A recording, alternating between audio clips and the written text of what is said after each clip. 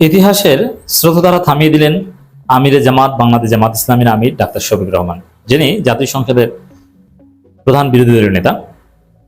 এটা রাজনীতিতে জামাত শিবিরের একটা বাজিমাত বলা যায়।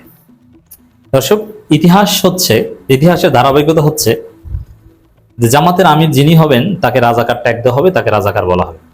জামাত মানে রাজাকার, আর জামাতের আমির মানে তো নিশ্চিত রাজাকার। এবং রাজাকারের যে কাল্পনিক চরিত্র, সেখানে জামাতের আমির এই ভারতের দালালদের কাছে সবসময় থাকে, এবং এটা থাকার কথা। কারণ ভারতের দালালরা যদি জামাতের আমিরকে রাজাকার না বলে, এটা আবার কেমন দালাল? এবং রাজাকার আমিরের যত চিত্র আঁকা হয়, যেমন এই ভারতের দালালদের যদি আপনি কোনো ব্যঙ্গচিত্র আঁকতে দেন, এবং এই যে পহেলা বৈশাখে যে ভারতের থেকে ইম্পোর্ট করা যে মঙ্গল শোভাযাত্রা, যেটা আবার আরেক নব্য ভারতের দালাল সংস্কৃতি মন্ত্রী নিতের চৌধুরী ফিরিয়ে আনছেন, দেখি হেফাজত, জামাত, চরমোনাই, ইসলামী দলগুলো কি করতে পারে, এটা ঠেকাতে পারে কিনা। সেই মঙ্গল শোভাযাত্রায় যদি কোনো অশুভ প্রকৃতির প্রতিকৃতি আঁকা যায়, ছবি আঁকা যায় বা মোটিভ রাখা যায়, তাহলে জামাতের আমিরের ছবি রাজাকার হিসাবে, হায়ানা হিসাবে তাদের কাছে থাকার কথা। তো জামাতের আমিরের ইতিহাসই এটা, জামাতের আমির যিনি হবেন তাকেই রাজাকার বানানো হবে। তাতে অধ্যাপক গোলাম আজম হোক, দেখেন আল্লামা সাইদ আবুল আলম মওদুদী তো বাংলাদেশের না, তার সাথে তো আর বাংলাদেশের স্বাধীনতা বিরোধিতার কোনো সম্পর্ক নেই, কারণ তিনি তো বাংলাদেশী না। তাকেও বাংলাদেশের অনেক কিন্তু রাজাকার মনে করে, কারণ তিনি জামাত। অধ্যাপক গোলাম আজম, মাওলানা মতিউর রহমান নিজামী, আব্বাস আলী খান, মানে আপনি যার কথাই বলেন যে এটা রাজা, জামাতের আমির মানে কি রাজাকার। তো দর্শক, সেই জায়গায় ডাক্তার শফিকুর রহমান ইতিহাসের এই যে রাজাকারীয় স্রোতধারা বা ট্যাগিং এর যে স্রোতধারা, এটা পাল্টে দিয়েছে। এটা বিরল। কি? আমিরে জামাত তিনি বলছেন যে আমি শহীদ মুক্তিযোদ্ধা পরিবারের সন্তান। তো this is for the first time যে জামাতের আমির নিজেকে মুক্তিযুদ্ধ পরিবার বা মুক্তিযোদ্ধা এদের সাথে রিলেট করে বক্তব্য দিচ্ছেন, এবং এটাকে গ্লোরিফাই করছেন। এবং এই বক্তব্য দিচ্ছেন ইন্টারেস্টিংলি সংসদে। রাস্তাঘাটে এর আগে বিভিন্ন জায়গায় এই বক্তব্য আমিরে জামাত দিয়েছে, কিন্তু সংসদে নিজেকে শহীদ মুক্তিযোদ্ধা পরিবারের সন্তান বলে ঘোষণা দেয়া, এবং আজকে জামাতের আমিরও মুক্তিযুদ্ধ প্রোডাক্ট, মুক্তিযুদ্ধ গ্রুপ অফ ইন্ডাস্ট্রি। এটা তো ইতিহাসের স্রোত দ্বারা বদলে যাওয়া। রাজাকারী সিলসিলা আমিরে জামাত থামিয়ে দিয়েছেন। রাজাকার জামাতের কোনো আমির ছিলেন না। অধ্যাপক গোলাম আজম শান্তি কমিটির লোক ছিলেন, মাওলানা মতিউর রহমান নিজামী তিনি স্বাধীনতা বিরোধিতা করেছিলেন, রাজাকার বাহিনীতে ছিলেন না। হ্যাঁ, তাদের নানান ভূমিকা নিয়ে সমালোচনা আছে এবং থাকবে, বাট রাজাকার বাহিনী এটা আলাদা অর্ডিন্যান্সের মাধ্যমে একটা আনসার বাহিনী টাইপের একটা বাহিনী। সেখানে সরকারি কর্মকর্তা কর্মচারী এবং গরিব লোকজন তারাই বেশি ছিল, কিন্তু রাজনীতিবিদরা এইসব রাজাকার কমিটিতে ছিল না। রাজনীতিবিদরা কেউ কেউ ছিল শান্তি কমিটিতে, পিস কমিটি। পিস কমিটির কাজ ছিল গ্রামে গঞ্জে শান্তি বজায় রাখা, কিন্তু শান্তি কমিটির লোকজন শান্তির পরিবর্তে অশান্তি সৃষ্টি করেছে, তারা বরং দালালের ভূমিকা পালন করেছে। শান্তি কমিটির লোকজন মুক্তিযোদ্ধা কিংবা বাঙালিদের বাড়ি ঘর দেখিয়ে দিয়েছেন পাকিস্তান হানাদার বাহিনীর কাছে। এটা গোলাম আজম নিজে তার বইতে লিখেছেন শান্তি কমিটির বিরুদ্ধে। তো গোলাম আজম যা চেষ্টা করেছিলেন শান্তি প্রতিষ্ঠা করতে, কিন্তু শান্তি হয়নি, বরং ধ্বংসযজ্ঞ চালিয়েছে পাকিস্তানের হানাদার বাহিনী। এবং এক পর্যায়ে গোলাম আজমদের যে চিন্তা ছিল যে দেশটা না ভাঙুক, ভেঙেছে, স্বাধীন হয়েছে, আমরা স্বাধীন হয়েছি। আর মাওলানা মতিউর রহমান নিজামী এরাও রাজাকার ছিলেন না। তবে গোলাম আজম নিজামীকে নিয়ে স্টাডি করলে আপনি তারা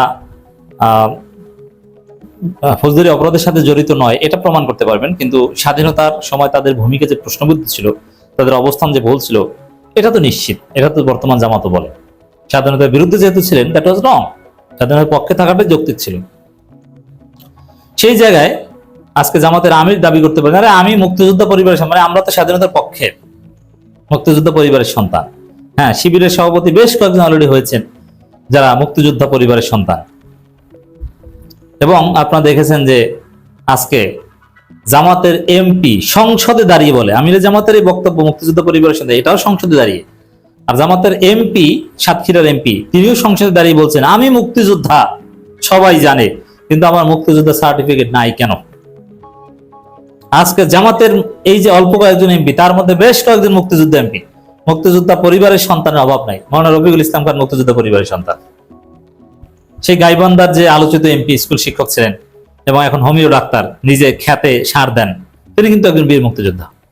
সাতক্ষীরার এমপি বীর মুক্তিযোদ্ধা। স্বাধীনতা বিরোধীদের সাথে কেউ জড়িত না, বরং মুক্তিযোদ্ধা ফ্যামিলি, মুক্তিযোদ্ধা গ্রুপ অফ ইন্ডাস্ট্রির লোকজন এখন জামাতের বড় বড় পদে আছে। তো দর্শক, এটাকে বলা যায় ইতিহাসের স্রোত দ্বারা থামিয়ে দেওয়া। এখন এটা সংসদে বলা হচ্ছে, কারো কোনো কিন্তু প্রতিবাদ নেই। জামাতের আমির মুক্তিযোদ্ধা পরিবারের সন্তান, কই কোনো প্রতিবাদ তো নাই সংসদে। এবং মানে এটা দেখেন, বিএনপি জামাতকে রাজাকার, স্বাধীনতা বিরোধী অনেক গালাগালি করবে, এটা দলীয় ভাবে করবে, কিন্তু রাষ্ট্রীয় ভাবে জামাতকে কিচ্ছু করতে পারে। রাষ্ট্রীয় ভাবে জামাত পুরোপুরি দায় মুক্তি পেয়ে গিয়েছে। রাষ্ট্রীয় ভাবে কিন্তু এই এটিএম আজহারুল ইসলাম স্মৃতিসৌধে গেলেও বিএনপি কিচ্ছু করতে পারে না, বরং তাকে পূর্ণ রাষ্ট্রীয় প্রোটোকল দেয়। এটাই রিয়ালিটি। রাষ্ট্রীয়ভাবে বিএনপি কোনো বৈষম্য এই ক্ষেত্রে জামাতের উপর করবে না, কিন্তু দলীয়ভাবে বিএনপি নির্বাচনী প্রচারণার স্বার্থে জামাতের বিরুদ্ধে প্রোপাগান্ডা চালাবে এবং জামাতকে এটা মোকাবেলা করতে হবে। এটা অবশ্যই তাৎপর্যপূর্ণ যে জামাতের আমির নিজেকে শহীদ মুক্তিযুদ্ধ পরিবারের সন্তান হিসেবে দাবি করেছেন। অতএব একজন যারা মুক্তিযুদ্ধকে আসলেই অন্তর থেকে শ্রদ্ধা করেন, যদিও মুক্তিযুদ্ধ কেন্দ্রিক আমরা যা দেখি এগুলো সব বাটপারি, ব্যবসা, কিন্তু সত্যিকার অর্থে যদি আপনি মুক্তিযোদ্ধাদের প্রতি খুব অন্তর থেকে শ্রদ্ধা করেন, হ্যাঁ আছে, আমি একজন জামাত কর্মীকে চিনি যার বাবা একজন শহীদ মুক্তিযোদ্ধা, তিনি মুক্তিযোদ্ধাদের প্রতি খুব সিরিয়াস। আমার বাবা এই করেছিল, সেই করেছিল, শেষ পর্যন্ত শহীদ হয়েছেন মুক্তিযুদ্ধে। এবং জামাতের কেউ যদি কোনোভাবে জামাতের প্রোগ্রাম, আমি তাকে চিনি, আমি নাম বলবো না, তিনি একটা কলেজের শিক্ষক, জামাতের কোনো প্রোগ্রামে কেউ যদি ইনিয়ে বিনিয়ে ৭১ জামাতের অবস্থান সঠিক ছিল এটা বলার চেষ্টা করে, তিনি খেপে যান, কিন্তু তিনি কট্টর জামাত। তো সেই জামাতের মানে জামাত এখন এই পর্যায়ে এসেছে, সেই জামাতের আমির যিনি মানে মুক্তিযুদ্ধ পরিবারের একজন সন্তান, তো যারা মুক্তিযোদ্ধা বা মুক্তিযুদ্ধ পরিবার এদেরকে রেসপেক্ট করেন, অন্তর থেকে যদি সত্যিকার অর্থে আপনার শ্রদ্ধা থাকে, কোনো বৈষম্য না থাকে, ধান্দাবাজি, বাটপারি, মুক্তিযুদ্ধ ব্যবসা না থাকে, অরিজিনাল শ্রদ্ধা থাকে, তাহলে শহীদ মুক্তিযোদ্ধা পরিবারের সন্তান ডাক্তার শফিকুর রহমানকে যারা রাজাকার বলবে, ওরা শুয়োরের বাচ্চা। কারণ একজন মুক্তিযুদ্ধ পরিবারের সন্তান, যেই পরিবারের কর্তা মুক্তিযুদ্ধে শহীদ হয়েছেন, জীবন দিয়েছেন, সেই পরিবারের সন্তান তাকে যদি কেউ রাজাকার বলে, সেই পরিবারকে যদি কেউ গালি দেয়, তাহলে মুক্তিযুদ্ধীয় পার্সপেক্টিভ থেকে তাকে শুয়োরের বাচ্চা বলা যায়। এটা জায়েজ, আমি বললাম। অতএব আমির জামাতকে গালি দেওয়ার আগে একটু হিসাব করে দিবেন।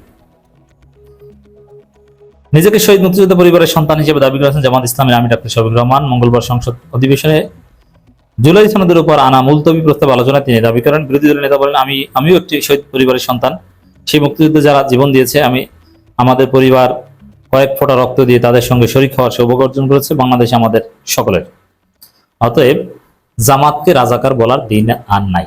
ওটা বলে আপনি তরুণ প্রজন্মের কাছে আপনি বিরক্তি উৎপাদন করতে পারবেন, আর কোনো লাভ হবে না। কারণ তরুণ এখন স্লোগান দেয়, তুমি কে আমি কে, রাজাকার রাজাকার।